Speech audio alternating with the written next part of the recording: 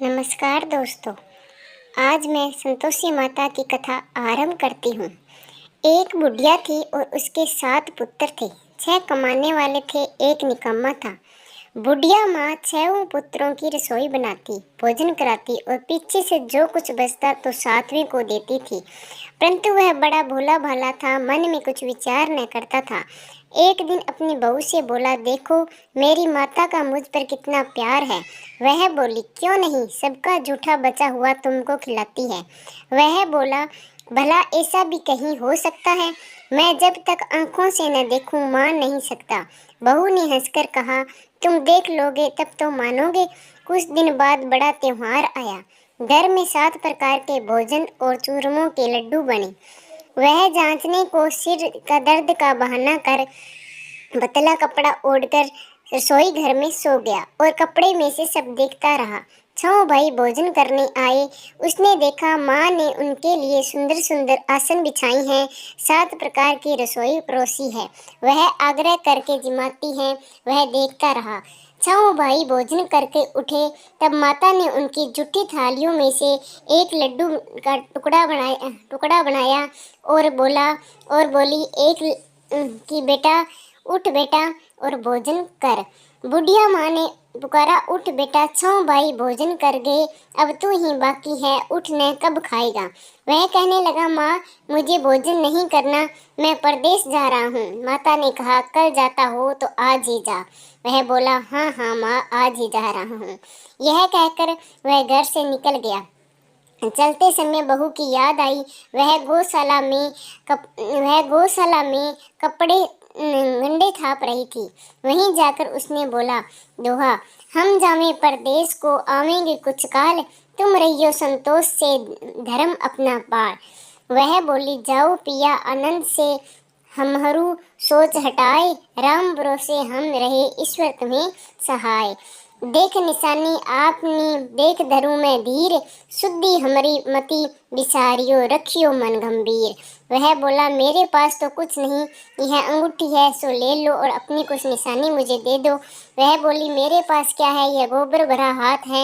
यह कहकर उसकी पीठ में गोबर के हाथ की थाप मार दी। वह चल दिया। चलते चलते दूर देश में पहुंचा। वहां पर एक साहूकार की दुकान थी। वहां जाकर कहने लगा, भाई मुझे नौकरी पर रख लो। साहूकार को जरूरत थी। वह बोला, रह जा। लड़के ने पूछा, तनख्वाह क्या दोगे? साहूकार ने कहा, काम देखकर दाम मिलेगा। साहूकार की नौकरी मिली। वह सवेरे 7 बजे से शाम 7 बजे तक नौकरी बजाने लगा। कुछ दिनों में दुकान का सारा लेन देन, हिसाब किताब, ग्राहकों को माल बेचना, सारा काम करने लगा। साहूकार के 7-8 नौकर थे। वे सब चक्कर खाने लगे कि यह तो बहुत होशियार बन गया है। सेठ ने भी काम देखा और 3 महीने में उसे आधे मुनाफे का साझेदार बना दिया। वह 12 वर्ष में ही नामी सेठ बन गया और मालिक सारा कारोबार उस पर छोड़कर बाहर चला गया। अब बहू पर क्या बीती वो सुनो। सास ससुर उसे दुख देने लगे। सारी गृहस्थी का काम करके उसे लकड़ी लेने जंगल में बेचते। इस बीच घर की रोटियों के आटे से जो भूसी निकलती उसकी रोटी बनाकर रख दी जाती और फुट्टे नारियल के खोपरे में पानी। इस तरह दिन बीतते रहे। एक दिन वह लकड़ी लेने जा रही थी कि रास्ते में बहुत सी स्त्रियां संतोषी माता का व्रत करती दिखाई दी। वह वहां खड़ी हो कथा सुनने लगी। बहनों, यह तुम किस देवता का व्रत करती हो और इसके करने से क्या फल मिलता है? इस व्रत के करने की क्या विधि है? यदि तुम अपने व्रत का विधान मुझे समझाकर कहोगी तो मैं बहुत एहसान मानूंगी। तब उनमें से एक स्त्री बोली, सुनो, यह संतोषी माता का व्रत है। इसके करने से निर्धरता दरिद्रता का नाश होता है, लक्ष्मी आती है, मन की चिंताएं दूर होती है, घर में सुख होने से मन को प्रसन्नता और शांति मिलती है, निपुत्र को पुत्र मिलता है, प्रीतम बाहर गया हो तो जल्दी आवे, कुंवारी कन्या को मन पसंद वर मिले और राजद्वार में बहुत दिनों से मुकदमा चलता हो तो खत्म हो जाए, सब तरह सुख शांति हो, घर में धन जमा हो, पैसा जायदाद का लाभ हो, रोग दूर हो जावे तथा और जो कुछ भी मन में कामना हो वे सभी संतोषी माता की कृपा से पूरी हो जावे। इसमें संदेह नहीं। वह पूछने लगी, यह व्रत कैसे किया जावे, यह भी बताओ तो बड़ी कृपया होगी। स्त्री कहने लगी कि 1.25 का गुड़ चना लेना, इच्छा हो तो 5.25 का लेना, या 11.25 का भी सहूलियत अनुसार लेना, और बिना परेशानी श्रद्धा और प्रेम से जितना बन सके स्वाया लेना। 1.25 से 5.25 तथा इनमें से भी ज्यादा शक्ति और भक्ति अनुसार लें। हर शुक्रवार को निराहार रह कथा कहना और सुनना। इसके बीच कर्म टूटे नहीं, लगातार नियम पालन करना। सुनने वाला कोई न मिले तो घी का दीपक जला और उसके आगे जल के पात्र को रख कथा कहना, परंतु नियम न टूटे। जब तक कार्य सिद्ध न हो नियम पालन करना और कार्य सिद्ध हो जाने पर ही व्रत का उद्यापन करना। 3 मास में माता फल पूरा करती है। यदि किसी के खोटे ग्रह हो तो भी माता 1 वर्ष में अवश्य कार्य सिद्ध करती हैं। कार्य सिद्ध होने पर ही उद्यापन करना चाहिए, बीच में नहीं। उद्यापन में 2.5 सेर आटे का खाजा तथा इसी परिमाण से खीर तथा चने का साग करना। 8 लड़कों को भोजन कराना। जहाँ तक मिले देवर जेठ भाई बंधु कुटुंब के लड़के लेना। न मिले तो रिश्तेदारों और पड़ोसियों के लड़के बुलाना, उन्हें भोजन कराना। यथाशक्ति दक्षिणा दे माता का नियम पूरा करना। उस दिन घर में कोई खटाई न खावे। यह सुनकर बुढ़िया के लड़के की बहू चल दी। रास्ते में लकड़ी के बोझ को बेच दिया और उन पैसों से गुड़ चना ले माता के व्रत की तैयारी कर आगे चली। और सामने मंदिर देख पूछने लगी, यह मंदिर किसका है?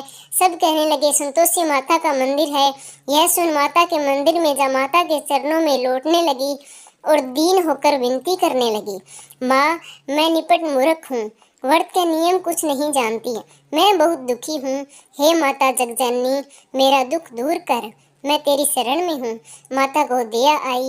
एक शुक्रवार बिता की दूसरे शुक्रवार को ही इसके पति का पत्र आया और तीसरे को उसका भेजा हुआ पैसा भी आ पहुँचा।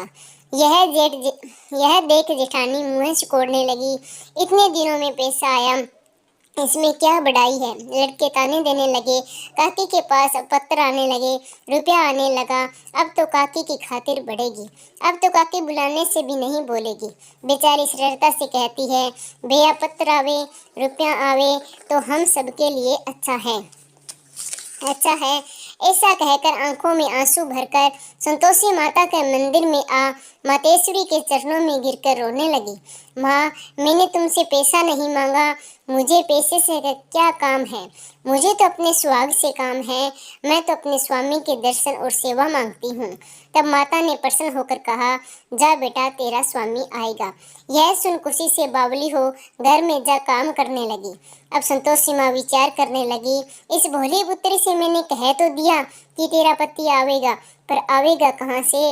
वह तो सपने में भी इसे याद नहीं करता, उसे याद दिलाने मुझे जाना पड़ेगा। इस तरह माता बुढ़िया के बेटे के पास जा सपने में प्रकट हो कहने लगी, साहूकार के बेटे सोता है या जागता है? वह बोला, माता सोता भी नहीं हूँ जागता भी नहीं हूँ, बीच में ही हूँ, कहो क्या आज्ञा है। माँ कहने लगी, तेरा घर बार कुछ है या नहीं? वह बोला, मेरा सब कुछ है माता, माँ बाप भाई बहन बहू, क्या कमी है? माँ बोली, भोले पुत्र, तेरी स्त्री घोर कष्ट उठा रही है, माँ बाप उसे दुख दे रही हैं, वह तेरे लिए तरस रही है, तू उसकी शुद्धि ले। वह बोला, हाँ माता, यह तो मुझे मालूम है, परंतु मैं जाऊं कैसे? परदेश की बात है, लेन देन का कोई हिसाब नहीं, कोई जाने का रास्ता नजर नहीं आता, कैसे चला जाऊं?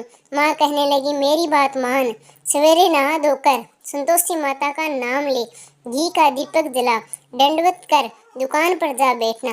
देखते देखते तेरा लेन देन सब चूक जाएगा, जमा माल बिक जाएगा और सांझ होते होते धन का ढेर लग जाएगा। तब सवेरे बहुत जल्दी उठे, उसने लोगों से अपने सपने की बात कही तो वे सब उनकी बात अनसुनी कर दिलगी उठाने लगे।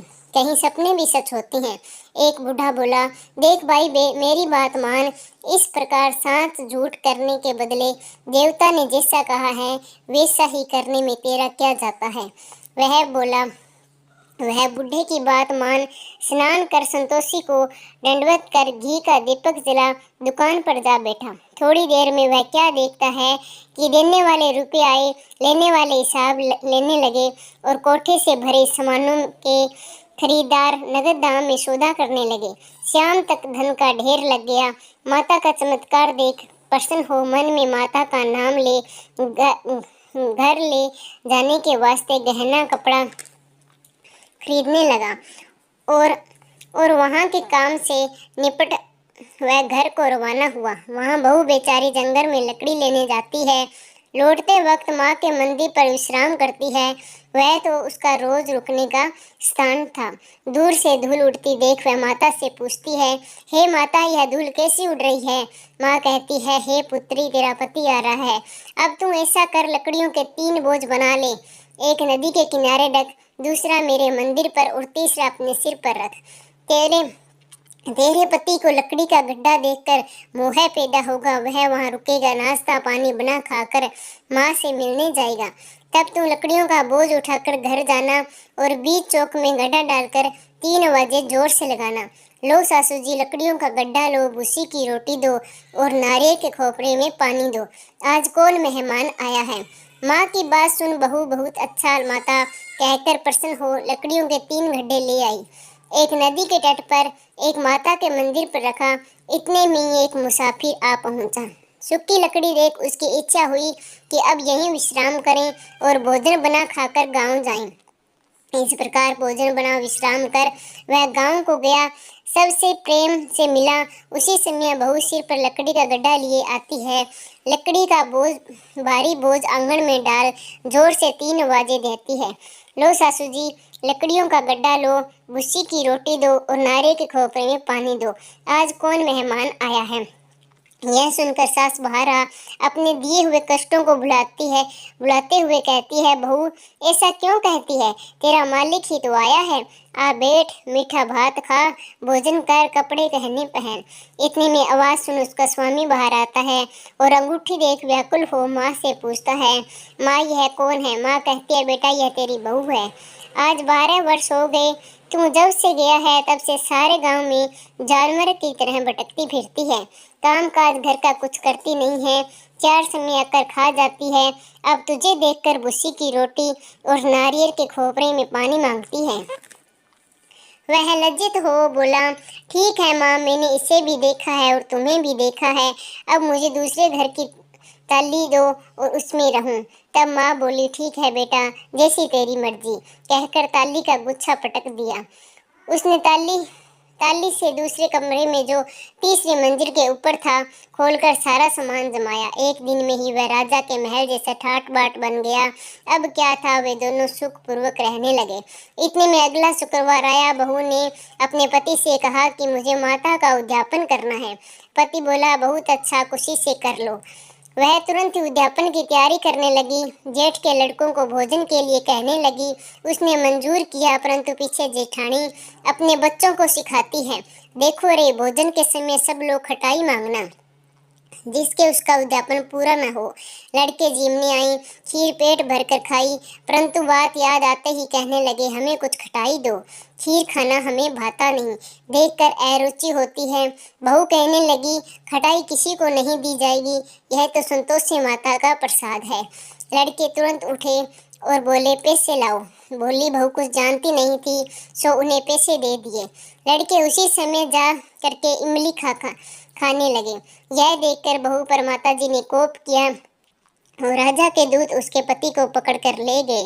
जेठ जेठानी मनमाने खोटे वचन कहने लगी, लूट लूट कर धन इकट्ठा कर लाया था, सो राजा के दूत पकड़कर ले गए।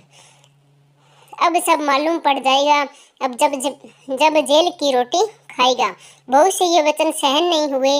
रोती रोती माता के मंदिर में गई। हे माता, तुमने यह क्या किया? हंसाकर अब क्यों रुलाने लगी? माता बोली, पुत्री, तूने उद्यापन करके मेरा व्रत भंग किया है। इतनी जल्दी सब बातें भुला दी। वह कहने लगी, माता भूली तो नहीं हूँ, मैं कुछ अपराध किया है, मुझे तो लड़कों ने भूल में डाल दिया, मैंने भूल से उन्हें पैसे दे दिए, मुझे क्षमा करो माँ। माँ बोली, ऐसी भी कहीं भूल होती है। वह बोली, माँ मुझे माफ़ कर दो, मैं फिर तुम्हारा उद्यापन करूँगी। माँ बोली, अब भूल मत करना। वह बोली, अब भूल नहीं होगी। माँ अब बताओ वह कैसे आएंगे। माँ बोली, जा पुत्री, तेरा पति तुम्हें रास्ते में ही आता मिलेगा। वह घर को चली और राह में पति आता मिला। उसने पूछा, तुम कहाँ गए थे? तब वह कहने लगा, उसका टैक्स राजा ने मांगा था, वह भरने गया था। वह प्रसन्न हो बोली, भला हुआ, अब घर चलो। कुछ दिन बाद फिर शुक्रवार आया। वह बोली, मुझे माता का उद्यापन करना है। पति ने कहा, करो। वह फिर जेठ के लड़कों से भोजन को कहने लगी। जेठानी ने तो एक दो बातें सुनाई और लड़कों को सिखा दिया कि तुम पहले से खटाई मांगना। लड़के कहने लगे, हमें खीर खाना नहीं भाता, जी बिगड़ता है, कुछ खटाई खाने को दो। वह बोली, खटाई खाने को नहीं मिलेगी, खाना है तो खाओ। वह ब्राह्मणों के लड़के को ला भोजन कराने लगी। यथाशक्ति दक्षिणा की जगह एक एक फल उन्हें दिया। इससे संतोषी माता प्रसन्न हुई। माता की कृपा होते ही 9वें मास उसको चंद्रमा के समान सुंदर पुत्र प्राप्त हुआ। पुत्र को लेकर प्रतिदिन माता के मंदिर में जाने लगी। माँ ने सोचा कि यह रोज आती है, आज क्यों न मैं ही इसके घर चलूं, इसका आसरा देखूं तो सही। यह विचार कर माता ने भयानक रूप बनाया। गुड़ और चने से सना मुख, ऊपर सूंड के समान होठ और उस पर मक्खियां भिन भिना रही हैं। दहलीज में पांव रखते ही उसके साथ चिल्लाई, देखो रे, कोई चुड़ैल डाकिनी चली आ रही है, लड़कों इसे भगाओ नहीं तो किसी को खा जाएगी। लड़के डरने लगे और चिल्लाकर खिड़की बंद करने लगे। बहू रोशनदान में से देख रही थी। प्रसन्नता से पगली होकर चिल्लाने लगी, आज मेरी माता मेरे घर आई है। यह कहकर बच्चे को दूध पिलाने से हटाती है। इतने में सास का क्रोध फूट पड़ा और बोली, रांड, इसे देखकर कैसी उतावली हुई जो बच्चे को पटक दिया। इतने में माँ के प्रताप से जहाँ देखो वहीं लड़के ही लड़के नजर आने लगे। वह बोली, माँ जी, मैं जिसका व्रत करती हूँ यह वही संतोषी माता है। इतना कह झट से सारे घर के किवाड़ खोल देती है। सबने माता के चरण पकड़ लिए और विनती कर कहने लगे, हे माता, हम मूर्ख हैं, हम अज्ञानी हैं, पापी हैं, तुम्हारे व्रत की विधि हम नहीं जानते, तुम्हारा व्रत भंग कर हमने बहुत बड़ा अपराध किया है। हे माता, आप हमारा अपराध क्षमा करो। इस प्रकार माता प्रसन्न हुई और माता ने बहू को जैसा फल दिया वैसा सबको दे। जो पढ़े उसका मनोरथ पूर्ण हो। बोलो संतोषी माता की जय।